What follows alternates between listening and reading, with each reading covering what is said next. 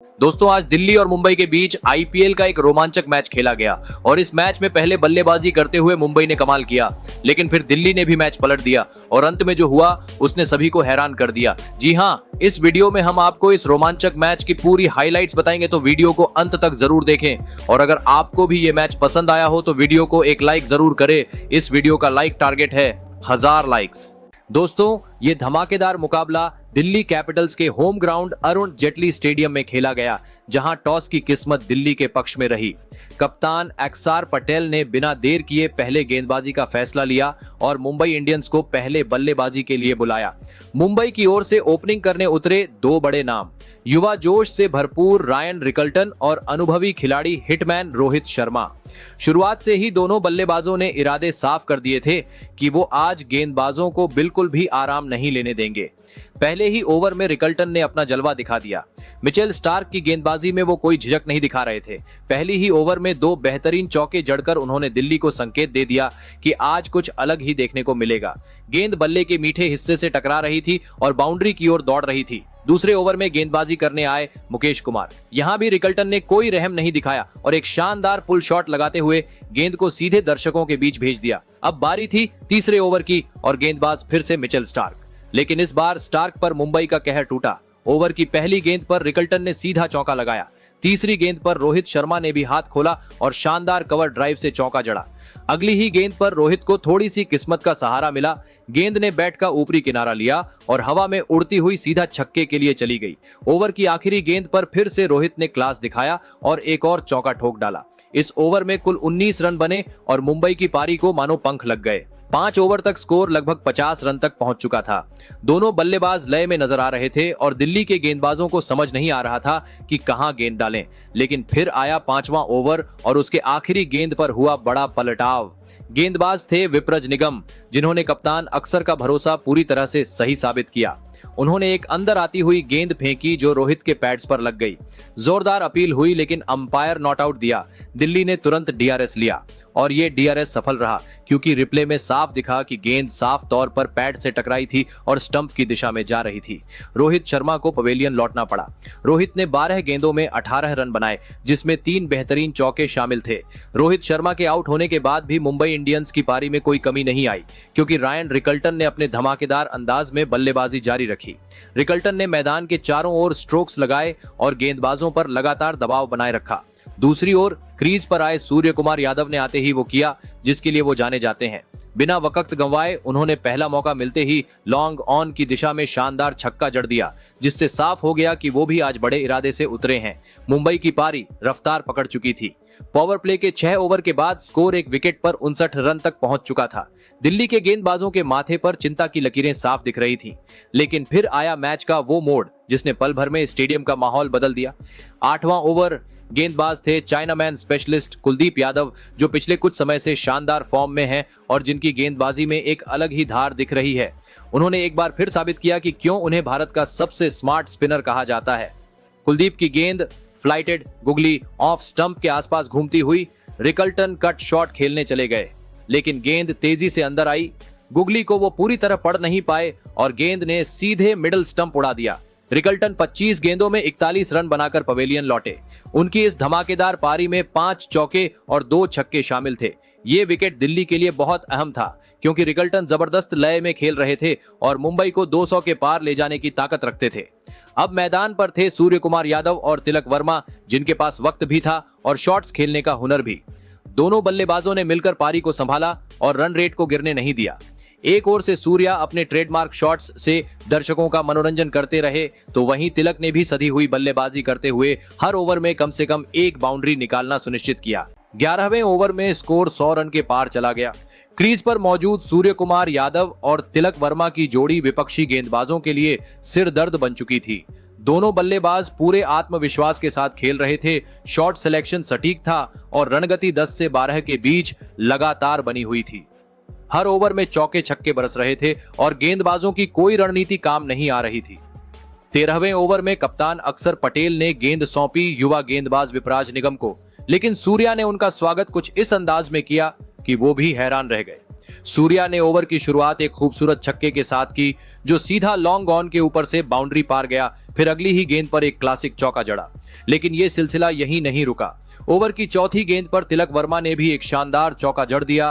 गेंद square leg की दिशा में तेजी से बाउंड्री पार कर गई। कुल मिलाकर इस ओवर में 17 रन आए और ऐसा लगा कि मुंबई एक बार फिर 200 पार जाने की ओर बढ़ रही थी। लेकिन फिर आया 14वां ओवर और गेंदबाज थे कुलदीप यादव। उन्होंने एक बार फिर साबित कर दिया कि वो किसी भी परिस्थिति में मैच का रुख पलट सकते हैं। ओवर की पहली ही गेंद पर सूर्या यादव को फंसाया।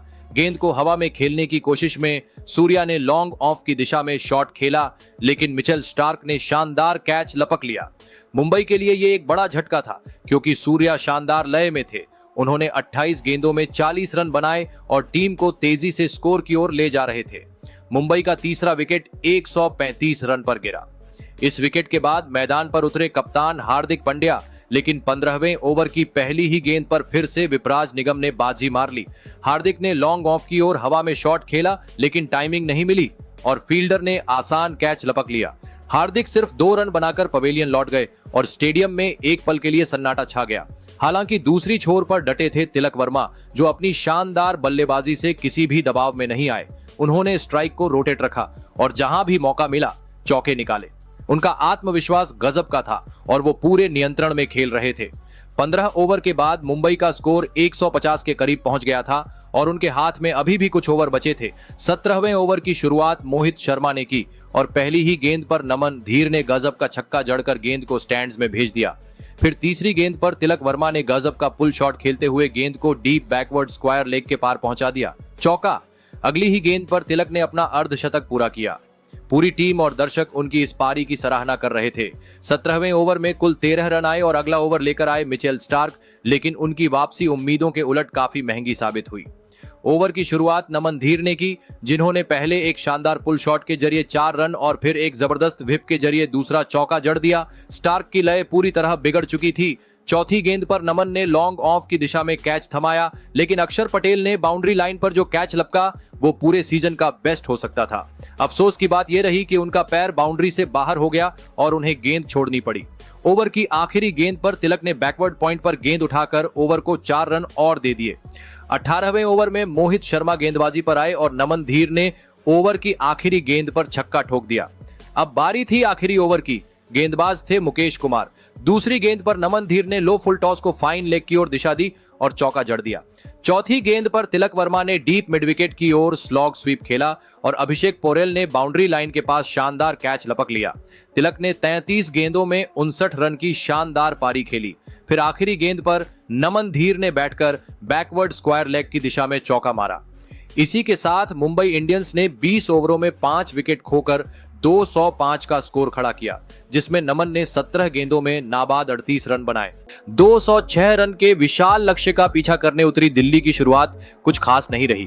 ओपनिंग करने आए फ्रेजर मैकगर्क और अभिषेक पोरेल, लेकिन पहले ही ओवर की पहली गेंद पर दीपक चाहर ने फ्रेजर मैकगर्क को चलता कर दिया।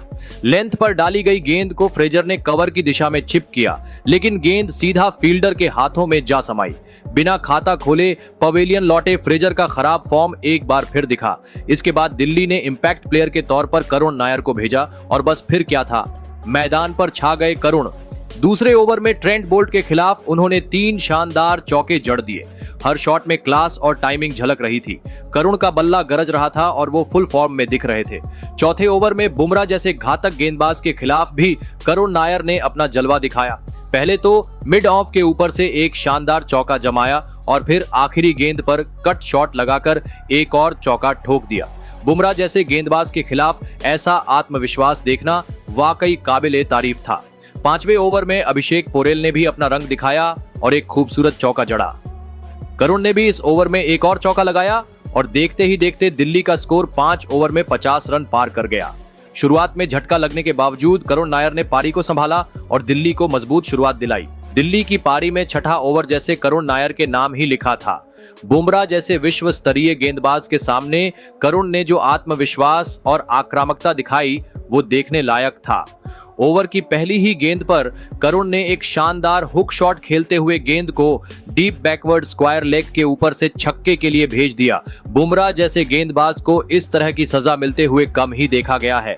तीसरी गेंद पर भी करुण ने कोई रहम नहीं दिखाया और एक क्लासिक कवर ड्राइव के जरिए चौका ठोक दिया।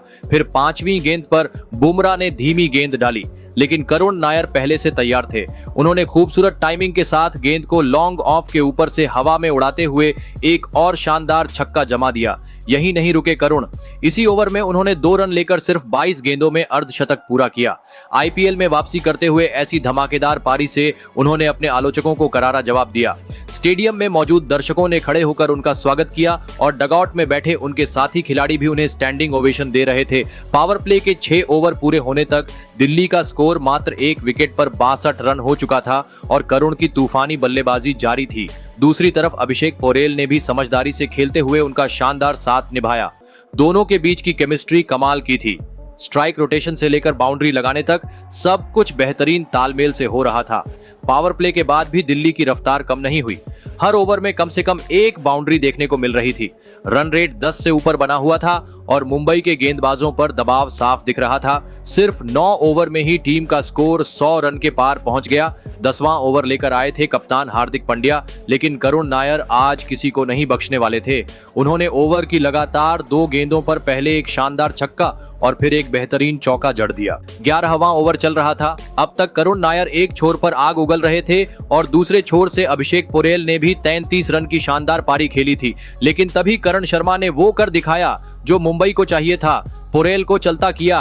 25 गेंदों पर 33 रन बनाकर पोरेल पवेलियन लौटे और मैदान पर उतरे केएल राहुल। स्टेडियम में तालियों की गूंज थी, लेकिन बैकफुट पर जाती दिल्ली को अब एक लीडर की जरूरत थी। दूसरे छोर पर करुण नायर की पारी मानो किसी तूफान की तरह बह रही थी। चौके छक्कों की बरसात हो रही थी। मुंबई के गेंदबाजों की हालत पतली हो चुकी थी, लेकिन फिर आया वो ओवर जिसने पूरे मैच की दिशा ही बदल दी। 14वां ओवर लेकर आए मिशेल सेंटनर। सामने थे करुण नायर जो तब तक 40 गेंदों में 79 रन बना चुके थे।